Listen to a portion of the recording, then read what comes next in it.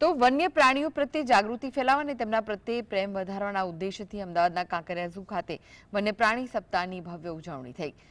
1 થી 7 ઓક્ટોબર સુધી ચાલનારા કાર્યક્રમ અંતર્ગત 12 વર્ષથી નાના બાળકોને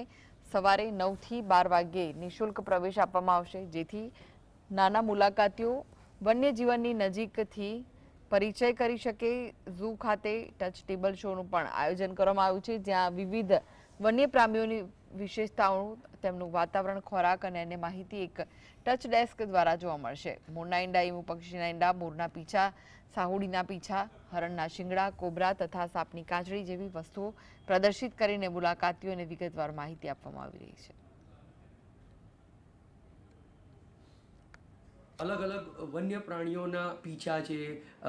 जे ईंडा है ते बाळको जोई शके छे अने एना विषे अमारा स्टाफ द्वारा तेनी माहिती आपवामां आवे छे, जेथी वन्य प्राणीओ अने जे आवनार बाळको छे, बराबर छे, ते लोकोनी वच्चेनुं एक समझण थई शके अने बाळकोने पण भविष्यमां આવી કોઈ વસ્તુઓ એમને આગળ જતા મળે તો એ વસ્તુનું જ્ઞાન એમને બી હોઈ શકે કે આ વસ્તુ શું છે।